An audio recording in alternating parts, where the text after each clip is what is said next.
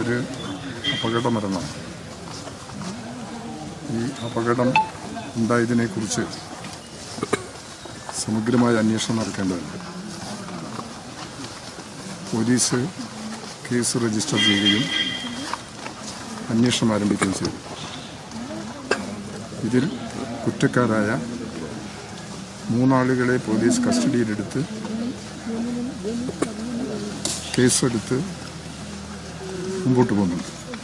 ഇതൊരു വ്യത്യസ്തമാണല്ലോ, നമ്മുടെ സാധാരണ ഫെൻസിങ് ഒന്നും അല്ലല്ലോ, ഇത് അതുപൂർവമായ ഒരു കെണിയിലാണ്. അല്ലേ, ഇതിനകത്ത് പ്രശ്നം ഈ ഭൂമിയുടെ ഒരു കിടപ്പുണ്ടല്ലോ. ഇതൊരു വന്യമൃഗ ആക്രമണം എന്ന നിലയിലല്ലല്ലോ ഈ പ്രശ്നത്തെ കാണേണ്ടത്. വൈദ്യുതി ശരിയായ നിയമവിരുദ്ധമായി ഉപയോഗിച്ചു, അത് ഉപയോഗിച്ചവരാര്, അവരെ കണ്ടെത്തി നിയമ നടപടി സ്വീകരിക്കുക എന്നുള്ളതാണ്. അതിപ്പം നടന്ന അന്വേഷണത്തിൽ ഇതിൽ കുറ്റവാളികളെ കണ്ടെത്തുന്നതിന് വേണ്ടിയുള്ള നീക്കം ഉണ്ടായിട്ടുണ്ട്. വൈദ്യുതി ഡിപ്പാർട്ട്മെന്റിലെ ഉദ്യോഗസ്ഥന്മാർ ശരിയായ നിലപാട് ഈ കാര്യത്തിൽ സ്വീകരിച്ചോ എന്നതും പരിശോധനയ്ക്ക് വിധേയമാക്കുന്നത്. ഗവൺമെന്റ് തലത്തിൽ ഇതിന്റെ ശ്രമം ആരംഭിച്ചു കഴിഞ്ഞിട്ടുണ്ട്. അതിന്റെ ഭാഗമായിട്ടാണ് 3 പേരെ അറസ്റ്റ് ചെയ്ത നടപടി ഇവിടെ പോലീസ് സ്വീകരിച്ചത്.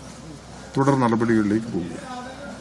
അപ്പം ഇതിനെ മറ്റു രീതിയിലല്ല കാണുന്നത്. രാഷ്ട്രീയമായ ആക്രമണമൊക്കെ ഇന്നൊക്കെ ആയിട്ട് കാണുന്നത് അത് അവർക്കല്ലേ പറയാൻ വഴിയുള്ളൂ. ഇത് അങ്ങനെ കാണേണ്ടുന്നൊരു വിഷയമല്ല. ഇവിടെ നിലമ്പൂരിൽ തെരഞ്ഞെടുപ്പായതുകൊണ്ട് ഈ ചാമക്കാല എന്ന കക്ഷി ഇന്നലെ പറഞ്ഞത് ഇത് ഗവൺമെന്റ് സ്പോൺസർ ചെയ്ത ഒരു മരണമാണ്. എന്ത് ന്യായീകരണമാണ്? ഒരു മനുഷ്യത്വപരമായ ഒരു നിലപാടെടുക്കണ്ടേ? ഒരു നിരപരാധിയായ ഒരു കുട്ടി മീൻ പിടിക്കാൻ പോയ സമയത്ത് വൈദ്യുതി ഷോക്കേറ്റ് മരിച്ചു. അത് ദുഃഖകരമാണ്.